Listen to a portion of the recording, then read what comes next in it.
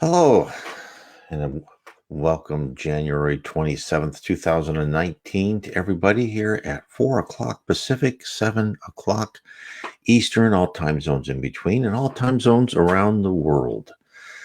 And of course, we're brought to here for us to talk about Spiritism, and it all started with Alan Kardec. I cannot recommend his book enough. Of course, you can click on his picture on my website, nwspiritism.com. Click on this picture and you will see, you'll go to the EDI-CEI bookstore and you can find his book, all of his books on the bookstores, also books by Chico Xavier, Devaldo Franco, Yvonne Piera, and others in English, and also books in other languages too. So I can't say enough good things about how Spiritism has changed my life and made me much more understanding and calm and less stressed, because I understand why I'm here, right? This is so important to understand why you are on Earth, why you are alive, why you are in certain circumstances, why everything. Why do good things happen to me? Why do bad things happen to me? Spiritism explains it all. It also explains why everything happens to everyone else you intersect with throughout the whole world. We are essentially here on a planet of atonement where we learn to improve ourselves. We learn to throw away primitive emotions and to improve and to take off the blemishes that we had and to fill that with love and charity and fraternity and understanding. And as we study and learn Spiritism more, we actually then take our intellect and we put it towards more with love in our heart. And in that way, we get true wisdom. So tonight, what are we talking about? We are talking about spontaneity to assist others. And that was verse 19. It's chapter 19 in my book, How to Live Inner Peace Through Spiritism. So I cannot say enough of how important I think it is for you to read this book, understand why we're here on Earth, understand your place, because understanding our own place is important. So let's talk about that. What did the Spirit Andre Luis mean on his 19th verse, on his short poem, Spontaneity to Assist Others? And what he said in each line of his poem is one attribute we need in order to rise and ascend and improve ourselves. So let's break it down, because that's what I do in my book, How to Live Inner Peace Through Spiritism. Is what I do is I break down each one of those things that he said. Oh, hello, Rosalind. How are you? I break down each thing that he said, and we say, what does this high spirits, what does spirits mean by spontaneity to assist others? And then how do we achieve it? So let's talk about that. Spontaneity. Some have it in abundance and others lack it. Spontaneity is required to spot opportunities to assist others. The Spirit Andre Luis says we should all have the gift to recognize those who need our help as we go about our natural daily lives. Now, saying that, I also know that I'm one who lacks it. In my daily life, I'm usually lost in a haze of thought. I will walk to work deep in contemplation, passing by those with hands out. Only after I reach the next block do I even think about what I saw. I'm sure there's lots of people like that, where I'm so in my own world that it may be, half hour later or a day later, all of a sudden I think about something and I thought, oh, I should have done that. So I castigate myself for the lost chance, and I try to do better, but I never seem to. The next day, I'm preoccupied once again as I make my way, and I realize that I dwell on future possibilities to the detriment of the present. And the Spirit Joanna de Angelis tells us why we shouldn't enslave ourselves to worrying about tomorrow. This is what she said. And of course, and I was saying something about Joanna de Angelis. Her books are all psychographed by Devaldo Franco, and you can find those in other sites, but they're all wonderful books. So this is what she says about why we shouldn't think slowly about the future all the time. She said, Jesus, the unique psychotherapist, proposed an excellent prescription of peace. Therefore, do not worry about tomorrow, for tomorrow will worry about itself. Each day has enough trouble of its own. It is important to have in mind that the experiences result in living. In addition, badness and wrongdoings converge into the search for the best. Like this, every single moment deserves the investment of attention and care that one intends to direct for future occurrences. Acting with precision today totally eliminates mistakes now and avoids them later on. Now, given that, one must be careful not to read Jesus' advice not to worry about tomorrow as a rule to cease working for advancement. The spirit world doesn't, even for one moment, wishes us to sit passive and wait for the next event. In fact, what we are being told to us is that events will happen, but we have to do our part and participate. If you are apprehensive about getting that job you've always desired, don't. It was decided long before you were born if you were to attain that employment, but you should still strive for it. You should interview, talk to friends who could give you help to get the door. But bear in mind that the actual decision has usually been already made. Then you may ask, then why should I even try anything? I should just sit and do nothing. The answer is, would you do that if you were in a classroom? After all, you know the class will be 50 minutes long. You know the bell will ring and you shall leave. And you know the class will terminate at the end of the semester. Why bother? You bother because you are in class to learn, to accumulate knowledge, to do your best all the time. You're not in class to think about possibilities and tomorrow. You are in the class to learn, but you also must do your best learning and accumulating and understanding and bringing that knowledge deep into your psyche, to your heart. That is why we're on this earth. You have to think of us as going from one class to another as one episode, right? You buy a house, you get married, you have kids, something else happens, car gets wrecked or whatever. All these things are all little classes to teach us. Therefore, you shouldn't dwell and just focus completely on the future because you need to be awake and pay attention to the class. So it's not like you can sit there and do nothing. You're here to pay attention to what is being taught to you.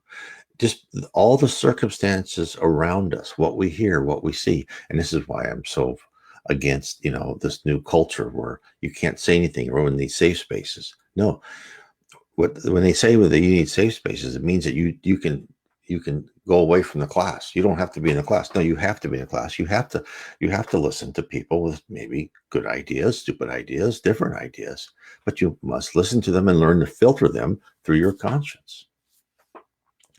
So that's because you're in the class to learn, to get knowledge, you must do your best at all times. Your life is the same. You are on earth to learn from experiences, good and bad. They all teach you something.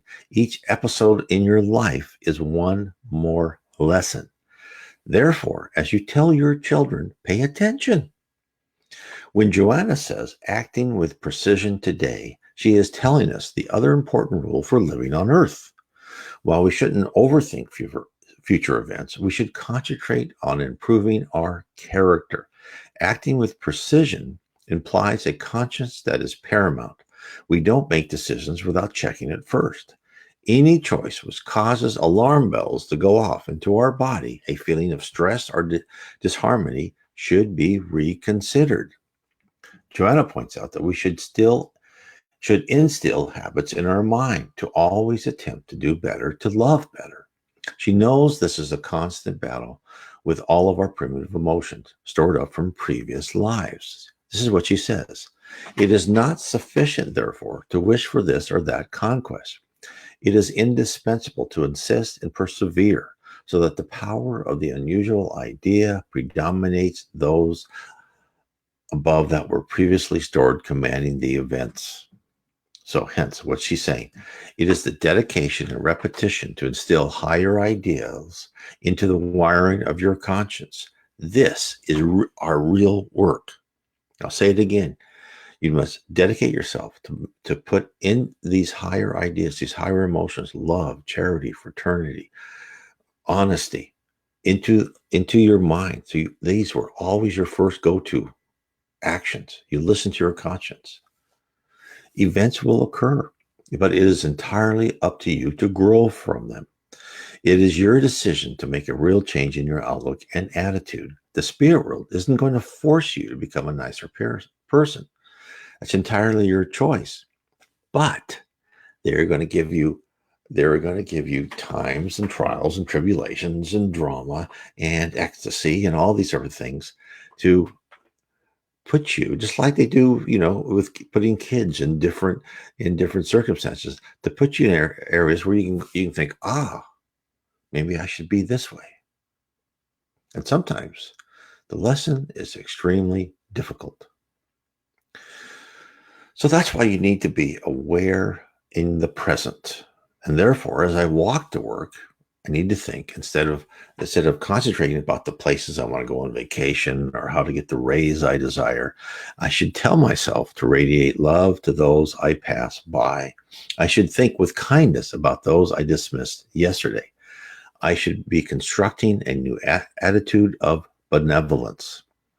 And that is just what the Apostle Paul tells us, that we should, in a spirit communication, that we should consider ourselves to be already somewhat of a type of God, where we had to look at everybody like we are responsible for them. And if you want, within a leader or whoever you want that person to really have an attitude of benevolence, to love the people that they are responsible for. And that's how we should comport ourselves. So, what are we being told? We're told to be awake. This is what Jesus says. As, as long as it is still day, I must do the work of him who sent me. Now, Emmanuel said with this verse, we know that the Master's divine work is incessant, and it takes place in a perennial and resplendent day of opportunities. However, in order for us to grasp the real meaning of our stay on earth, Jesus tells us we had to take advantage of the opportunity to directly interact with human beings. If such an attitude was enough of a reason for the Master's concern, what can we say about ourselves as we live in the physical realm or in the spheres closest to it and fulfill our obligations in the sacred realization of the eternal good? Christ is not referring to the need of preaching about the works of God. He is referring to accomplish them at the right time. Was Emmanuel telling us? Interacting with people at the right time is the key message. It is through the laid out blueprint of our life, in which we intersect with a variety of people, all put there for a purpose, that we are buffeted by the highs and lows of life to cause us to examine the foundations of our character. It is via the millstone of conversations, actions, and dramas with our fellow humans that we grind away our imperfections. Hence, we should heed what Emmanuel tells us. That's what he says. So, never disdain the situation you find yourself into. Try to use it to the best of your ability so that your efforts may be a fount of blessings for others and for those closest to you. Never forget to take advantage of the time to acquire more enlightenment while it is still day. So the Spirit of Emmanuel has told us that we must be awake to whatever opportunities which may arise. But the next question is how to maintain that ability to seize the moment while simultaneously deeply concentrate on altering the structure of your mind. This is not easy. If it was easy, we'd all be saints already, right? But if God wanted us to make us good and 100% pure, we would be just like robots. But this is what's so wonderful about God in the spirit world. Every one of us will be pure and perfect sometime in the future.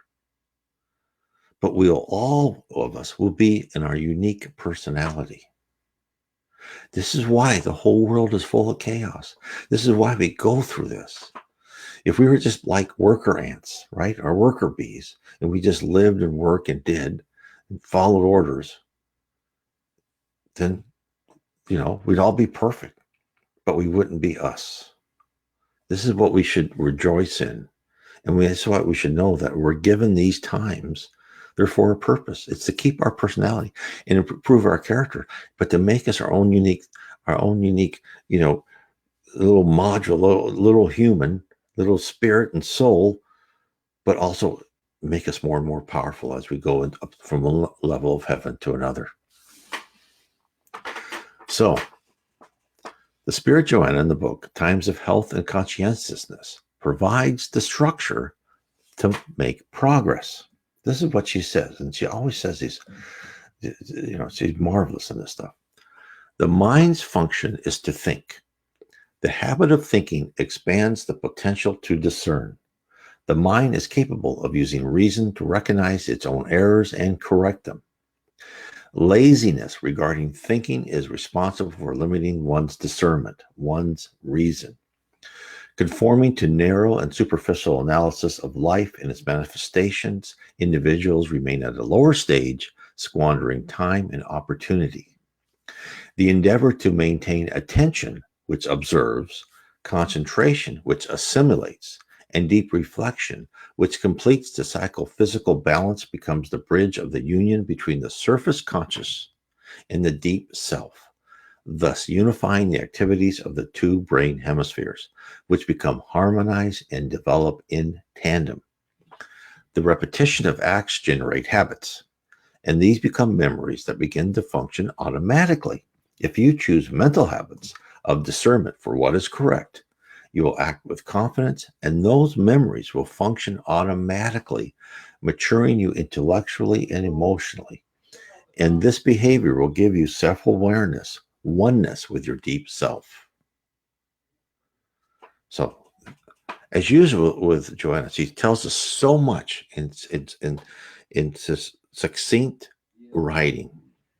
So Joanna lays out the three legs of the stool to rest upon our ability for retrospection and spontaneity. Attention, concentration, and deep reflection must exist and spark in your mind simultaneously. All three processes must be enhanced, with the priority of any one of these three for any particular moment is controlled by discernment. Most of us, I in particular, have the habit to give all of ourselves to one of these and ignore all else until we finish what we wanted to do. I've been told that people will come up to me and speak, and I will not notice, hear, or recognize their existence.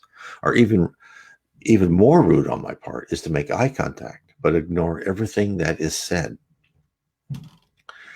It is the old joke where a wife is talking to her husband and he's thinking and focusing on something else. She then asks him to repeat what she said, and he has no clue. All of this is because many of us have the habit to latch onto one of the processes, attention, concentration, and deep reflection, right? But you don't allow any outside stimuli to engage one of the others. For instance, when a person is giving their entire attention to a child, but across the park there's a woman acting like she is in pain, your discernment should disengage from the child for a moment and turn your concentration upon the woman in trouble. If you have satisfied yourself that everything's okay, then you could return to paying attention to that child.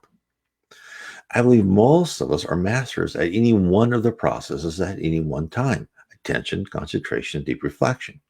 But it is the rapid fire movement between the three that requires strengthening. And to bolster this attitude, Joanna tells us to know what is correct by keeping our conscience as the signaler, the switch between processes. The more we practice, the better we shall be. We will establish patterns of discernment which will quickly call up whatever attribute is required for the occasion. And the more we exercise this newfound talent, the more at ease and confident we shall be. Our words and actions will flow from deep inside of us to be of the same character as a true deep self. Once this occurs, the causes for stress and disharmonization are removed and we become healthier individuals. With a heightened discernment, we become more able to react spontaneously to situations. And in listening to our conscience, we will act correctly with love and fraternity. So I talked about a lot there. And so the important thing in this is to try and keep your mind open, right? Keep your mind open and let your conscience, your discernment, which is decide, are you going to give full attention to something, right? Are you going to concentrate on some little problem? Are you going to have deep reflection? All three are important. And sometimes one of them can just be completely, exclusive of your time. But that is something that you must keep practicing. And as you walk up the street and you see things, try to kind of switch over from you're concentrating on something, let's say in the future, right? Or a problem you're trying to solve. Look at the situation and try and think, okay, do I have to react to that situation? Should I react to that situation? Is there something there that a person needs help or something else? All this is very important. So how do you start thinking rightly? How do you really start doing all that, right? How do you start reprogramming your brain? Well, again, the spirit Joanna in the book Life, Challenges, and Solutions tells us how to accomplish this task. Again, first I'll tell that's all in this book, How to Live Inner Peace with Spiritism, where I go through each one of these things and I show people what they're talking about, what we should work on, and how we really should improve ourselves. So this is what she tells us. Okay, start reprogramming our brain now. Now, let me just stop here for a second and once again say why that is so important to reprogram your brain. Why are we on Earth? As I said before, we're on Earth to learn. But why would we have to be on Earth to learn? Why can't we live in the spirit? Why do we have to do this, right? Why do you have to go through this pain? Well, the answer is because in order to rewire our brain, we need very strong stimuli. And what I believe the spirit world, God knows, is that to efficiently rewire our brain and to really cause us, forceful stimuli, forceful situations to change our attitude, we have to live in this world of objectivity, where what happens and we don't have control. Because in the spirit world, remember, one of the most important things to think about the spirit world is thought is action. Your thoughts change the environment around you, right? You decide what you're going to wear. You decide what you're going to look at. You, by the law of affinity, you start associating with every group that thinks like you. There's all this fluidness. But so you're on there, it's subjectivity, right? In the spirit world, it's subjectivity. You're changing your environment around you by your mind. Now, of course, you can change your character and personality in the spirit world. You can grow. But what the spirits tell us is that it's much harder. You need to take, and we put you in this objectivity world where, hey, things are, there's going to be certain physical laws. That wall is a wall. You're not going to change it. You look how you're going to look. You're not going to change it. You have limitations. Hey, you might get over them. You might not. This will facilitate the task of educating you much better. That's why we're here. And really, the whole reason we're here is to reprogram this. And it's not to reprogram it to be like everybody else. It's to give us our own little unique, points for each one of us, because each one of us, but it's to make us a loving, charitable, fraternal, honest individual. We still keep our sense of humor. We still keep our little quirks, right? We still keep the little quotes we like, the loves we have, the people we really like, the friends we love. But we are basically really nice people. So, how does Joanna tell us how to start thinking rightly? This is what she says. Since all expressions of evolution depend on thought from whence they came, it is easy to think differently by replacing an incorrect thought with the one that seems favorable. Get me? This is what I try to do every day. Replace the thought that is an incorrect thought with one that seems favorable. You cannot say it better than that she said. When I walk, right? Let's say I walk to work, and it used to be when I see a bum, I go, oh, that bum, can't they just get rid of them? That's just stinky and filthy. I don't say that anymore. I refuse to say that. I say, God bless them. They've gone through hard trials. Please help them. That's what I say. That is replacing an incorrect thought with a correct thought. Now I'll go on to what she says. People may claim not to know the difference, but all they have to do is evaluate what comprises their crutch, the things that sustains their dysfunction, and then proceed to a new endeavor of a different sort. At first, inertia will ensure the repetition of the old pattern and will breed disbelief in the success of the new undertaking. In this case, they must persist and persevere, opening up new space in the corrupted mental field to plant the new seeds of optimism and hope in order to exit the unhealthy state. Oh, thank you, Doris. Right afterwards, it is imperative that they begin to value everything around them and establish new patterns of comprehension, thus freeing themselves from their old negative constructs. The new habit will be slowly instilled in the subconscious until it becomes an integral part of the behavior. Thinking rightly or wrongly is a matter of habit. Every time there is a demeaning, negative, perverse, or unjust thought, it must be immediately replaced with a dignified, positive, loving, trusting, and fair one. Subsequently, it must be further sustained by the force or wave of one's desire. That which is thought about certainly does become a reality. This is so because thinking and acting are terms of the same existential equation. Think first and then act, rather than act first and then regret it after having thought about it. Lofty mental constructions, those that produce healthy habits, are renewable and grow in the individual. They originate in the spirit, which receives them from the divine thought, whence comes all the forces of spiritual growth and complete fulfillment. So this is really the key. This is the key to, I believe, to so much. I believe that, this, what Joanna says, is really the key to removing stress, removing disharmony, making your own environment good. And when your own environment becomes clear and calm and stress-free, people will come to you, right? Like attracts like, right? The law of affinity works still here somewhat, not as pure as in the spirit world, but people will come to you and know that you're calm and you're kind and you listen and you don't gossip maliciously about other people.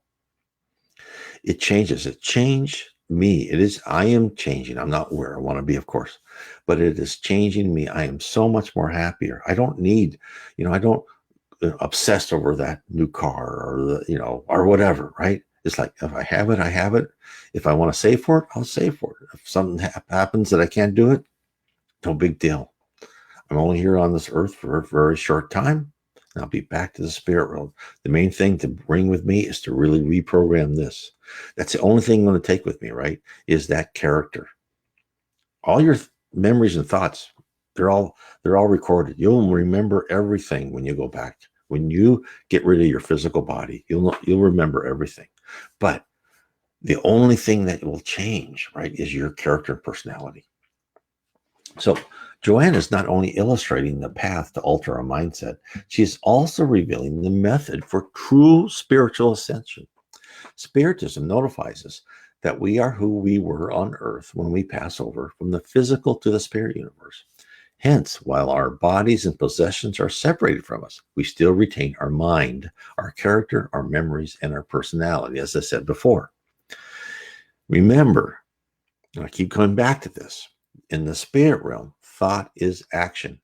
To ascend requires thought control, self-control of your mind. The higher the spirit, the more complete control a spirit possesses.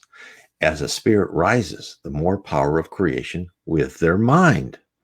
Therefore, to ascend means to discipline oneself, to control one's thoughts, to guide one's thoughts to the light. This is why this political correctness and this saying, oh, you can't think that or you can't say that is really negative to our improvement. Because what the spirit world wants us is to be immersed in whatever other people think, but then all of us to learn not to be forced to do it. Because if you're forced to do something, do you really learn it? No, you just do it. And then you're mad at the person that made you do it. No, this is for us to learn with our own heart, to put it deep and change our personality.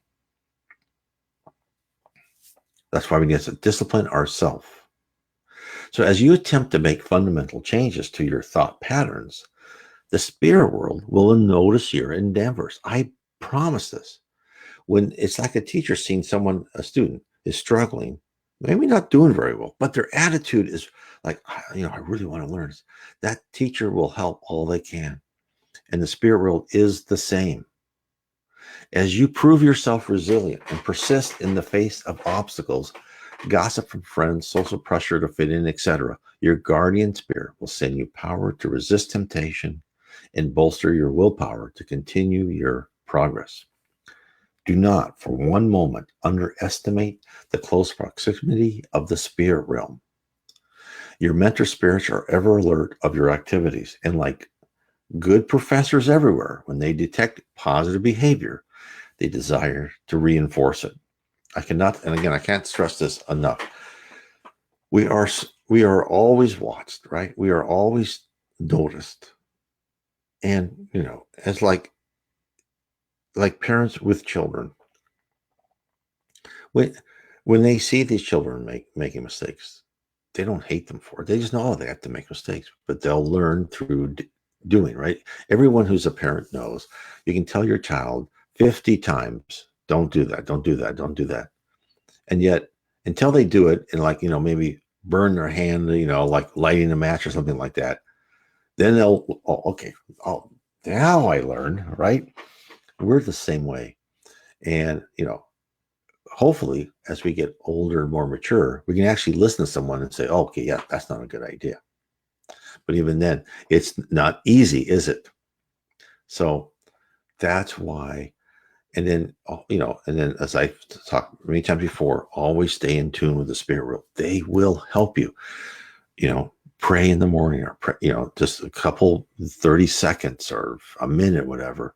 And then, once a week, God at home, meditate, really go for half hour, talk to other people about spiritism, about spirituality, about God, about what you did that day and how you should do yourself. What I try to do is at the end of the day, I try to think, okay, what did I do right? What did I do wrong? How should I change myself? These are all very important.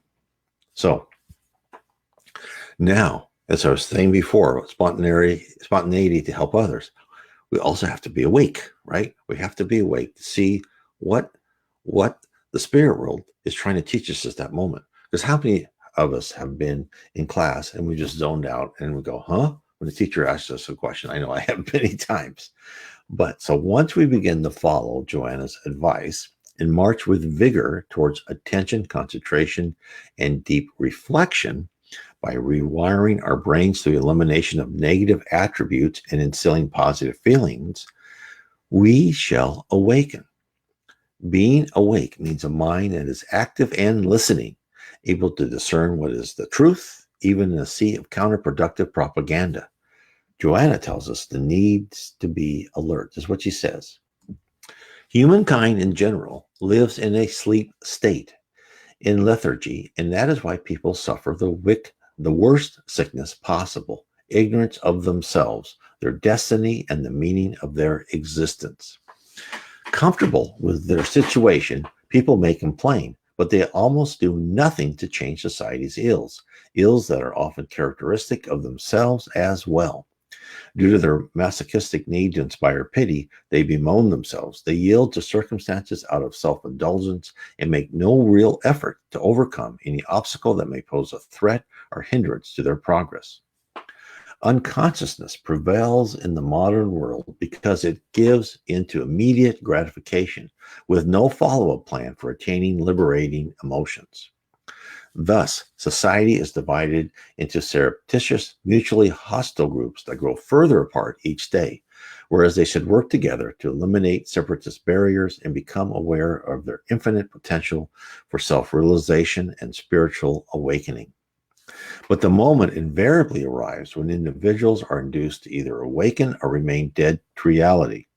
In order to awaken from their heavy sleep, they must make every effort possible to break the chains of self-pity and unhappiness, self-depreciation and self-disrespect. Being awake means self-fulfillment, being aware of one's inner reality and the infinite possibilities for growth from that are within one's reach. It means being freeing oneself from the fears that keep one immobilized in uselessness, rediscovering the joys of living and acting, broadening one's communication with nature and all living beings, multiplying the means of heaven dignification, human dignification, and making them available to everyone, and submitting oneself to the elegant purpose of enlightenment found everywhere. So, what is he telling us? To be awake is to be spontaneous, to react with confidence to any situation. Believe me, once you instill these correct thoughts and you in your conscience validates whatever you decide, when you make a decision, you're like, that's the right decision. If you make a decision and you feel like in your heart, like, I don't know if that's right. Now, and it still doesn't mean you're going to always make the right decision, right? Because we're all learning to filter every evidence through our conscience. But when you make a really bad decision, that you can do. But forgive yourself for making small mistakes. But when you're doing the right thing, even though it doesn't turn out right, even though at the end, like, no one noticed I helped anybody, well, no big deal. That's prideful and selfishness. You don't worry about them noticing you did something good. You did something good. You noticed yourself doing something good. You did the right thing. Yes, you may be poor, right? You don't have what you want, right? Your clothes are old and torn, but you feel good about yourself. Think about that. And remember, as I said before so many times, the spirit world says we are rewarded 100 times whatever we sacrificed for others in this life. That is really where you become a stress-free, harmonious person. This is how do you achieve inner peace through spiritism, is by understanding where you are, what you're doing, and how to change your mind from negative thoughts to positive thoughts. To know that materialism, while it has to be part of our life, right? We can't just sit on a corner, right? Be smelly and stinky and not do anything and ask for, food from people. But that's important. But we have to weigh that with our spirituality, with improving our spiritual quotients, with helping our character and our personality change to be a very nice person. Spiritism, as the spirits say, you can define spiritism by just follow the golden rule. Do unto others as you would have them do unto you. Now, that means so much. But what spiritism helps is as I revealing with what I'm writing in my book, How to Live, is it's really telling you, okay, how do you get there, right? How do you treat others as you would want to be treated? It's not as easy as it says, because what Joanna's telling us, we don't even know how to treat ourselves sometimes. We don't know how to treat ourselves.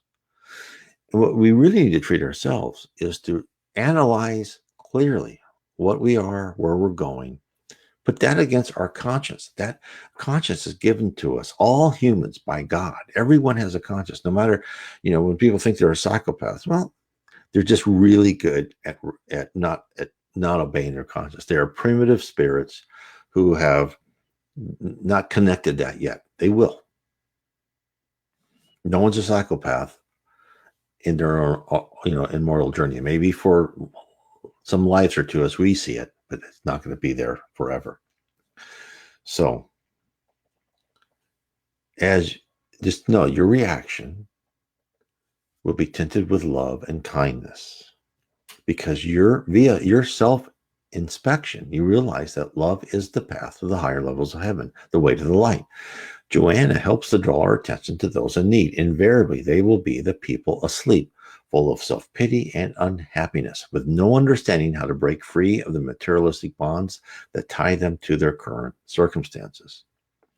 And when you read the books by Chico Xavier, and you see all these people who could not rise to heaven, even though a lot of them were very nice people, but they had this materialistic bond. They were obsessed with their wealth, or they were obsessed with some, object or another person who was still on earth, and they could not understand that all that is yes, gratitude. And gratitude is very important too, Dulce. They can understand that you're not here to teach someone a lesson. You're not here to grab onto something physical. You're here to improve yourself. And that other person who you may love, so many people are locked in lower zone because they want to be with that family, is they need to have the space to learn themselves. Let you ascend to heaven. The more you learn, the more you can come back and help. So this is why it is so important that we improve ourselves so we can help others. That's why we need to use that spontaneity. And we need, like Dulce says, we need to have gratitude for why we're on earth. So this is why we have to help others and ourselves use deep reflection to explore what is actually important to our inner selves and happiness. So often people only require a sounding board, a sympathetic ear to cite their grievances. Spirit authors caution against acting condescendingly as if we know the solution to another problem. Instead, ask questions and guide them to explore their motivations and feeling, more like a Socratic dialogue. If that person asks for advice, gently explain the primacy of spiritual wellness and how to attain it. Let them figure out if that is a good idea or not. Retooling our ratiocination pathways will enable us to be better providers of assistance to friends, families, and colleagues.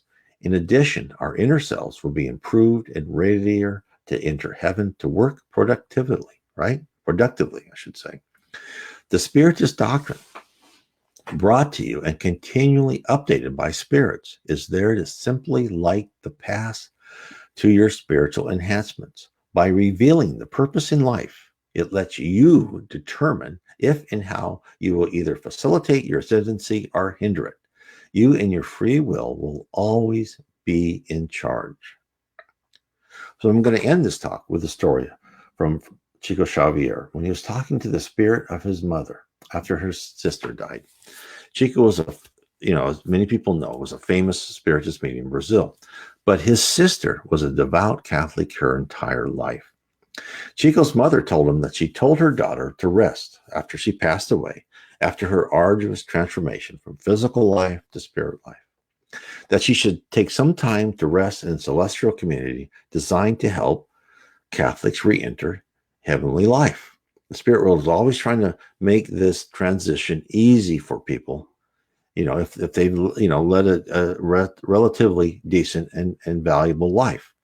And so what they'll do is they'll take people, and they'll put them in where is kind of what you expect, but maybe not truly true, and give you the truth of the spirit life, little by little. But then Chico's sister, his mother's telling Chico this. Chico's sister asked her mother, goes, and she never believed in spiritism. He goes, well, what happens to spiritists after they die? Where do they go? And Chico's mother replied, oh, my daughter, they are put to work right away. And this is what the future hopefully I present to you, because the more you improve yourself and the more you become a loving, kind, fraternal person, the more you increase your intellect and understand about the spirit and what you're part of here, and you modify that with your love and your deep fraternal, charitable, and honest aspects in your heart, the more you'll be a productive spirit, the more you will be right away, okay, let's put you to work to help other souls, maybe in the lower zone are on earth, physical on earth. That is how you learn. And then as you improve yourself constantly and go from one level of heaven, which I really talk about in the books by the Reverend, in my books, the series of 3 books, it starts with Heaven and Below. And it's which the Reverend G. Val shows us that heaven is really kind of multi-layered. And as you learn more and more, you're given more and more responsibility and power. You're actually given power, given tools. So you can actually use your mind more and more to create and do good for other people. That's why we're on earth. That's why we're here. So I want to thank everybody for being on our program tonight. Again, please, you can get this book. We click on his picture. Click on his picture on my site, nwspiritism.com. You can also find it in PDF, as I say many times. You can go to also my site, and on the right-hand section of my site, you'll see this book and all my other books. I have a total of 14 books. And I write those books. Right? A lot of people say, well, why do you write them? It's all being told in the Spiritus book. Well, you're right. But what I try to do is accumulate different things together. Like I have a book about reincarnation, right? I have a book about Explore Your Destiny, about the spirit world and so forth.